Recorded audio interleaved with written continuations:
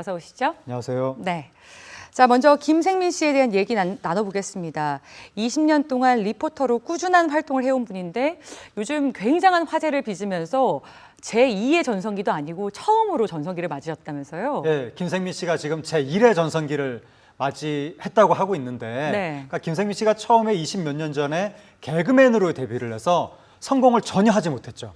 그래서 연예인들이 다 하기 싫어하는 리포터를 하게 돼서 그 이후에 계속해서 그 일을 하면서 사실은 돈도 별로 못 벌고 그런데 그 돈을 차곡차곡 저축해서 은행 직원하고 친해졌다고 할 정도로 은행에 자주 가가지고 별명이 통장 요정이다. 그럼 저축의 아이콘 이렇게 네. 됐었는데 최근에 이분이 시청자들의 영수증을 받아서 왜 이런 걸 쓸데없는 걸 샀느냐고 시청자를 혼내주는 방송을 하고 있는데 예. 이게 시청자한테 슈투핏 막 이러면서 시청자를 혼내주는 건데 이게 이제 대박이 나면서 김생민 씨가 최초의 전성기를 맞이하고 있습니다. 그렇군요.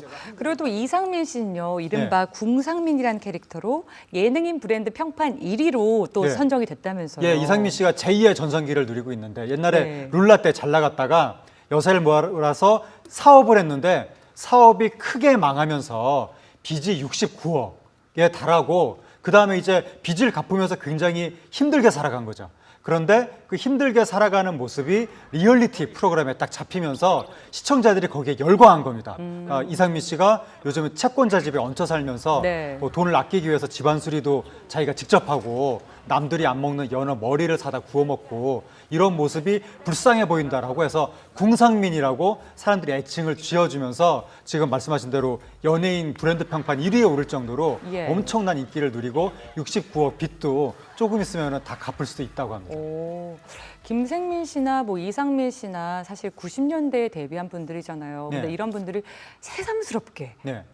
대중들의 사랑을 받고 있는 이유 어디에 있다고 보시나요? 그 사람들이 과거에는 연예인들의 화려한 생활 모습을 보면서 야 신기하다 대리만족도 느끼고 그렇게 했었는데 요즘은 그런 걸 보면서 뭔가 화가 난다 위화감이 느껴진다라고 하면서 일반 서민이랑 똑같이 아끼면서 살아가는 모습에 오히려 공감을 느낀다 예. 이렇게 돼가지고 김생민 씨나 이상민 씨처럼 서민적인 삶의 모습에 오히려 이제 열광을 하는 이런 현상이 나타나는 거죠.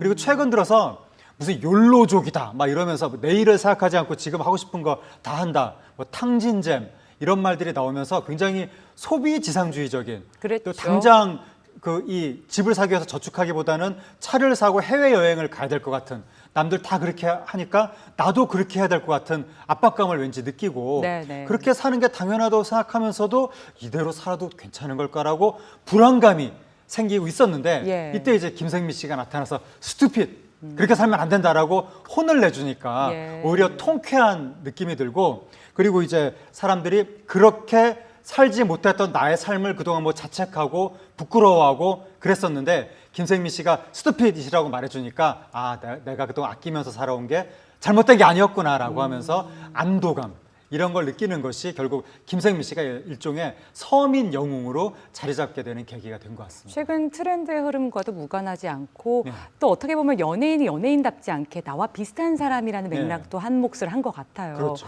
또 얼마 전에 있었던 일이죠. 방송인 김구라 씨가 모 프로그램에 게스트로 출연한 김생민 씨를 좀 대하는 태도 때문에 네. 시청자들의 문매를 맞아서 네. 공식적으로 사과하는 일까지 네. 있었죠. 토크쇼에서 김구라 씨가 김생민 씨를 좀 조롱하듯이 했다고 해가지고 네네. 김구라 퇴출 서명 운동까지 일어날 정도로 엄청난 그 반발이 있었는데 그러니까 그 쇼에서 아주 사치스럽게 살아가는 분을 그 연예인을 욜로족이라고 좀 미화하는 듯한 그러니까 뭐 사치의 정도가 거의 뭐 클래식카가 여러 대가 있고 오토바이에 선글라스 수백 개에 가방 사러 일본 가고 가구 사러 베트남 가고 피규어는 살 수도 없이 많이 샀고 이런 얘기하는데 이걸 욜로족이라고 미화하는 듯이 그게 마치 존중받아야 될 삶의 모습인 것처럼 표현을 하고 대신에 김생민 씨 아끼는 삶을 짠돌이라고 조롱하는 듯이 이렇게 했기 때문에 네. 시청자들이 서민을 조롱하는 거냐 하면서 공격을 한 건데 자신의 모습을 많이 투영했던 그렇죠. 거군요. 그런데 이게 김생민 씨를 짠돌이라면서 조롱하는 게 어제 오늘 일이 아니라 TV에서 과거부터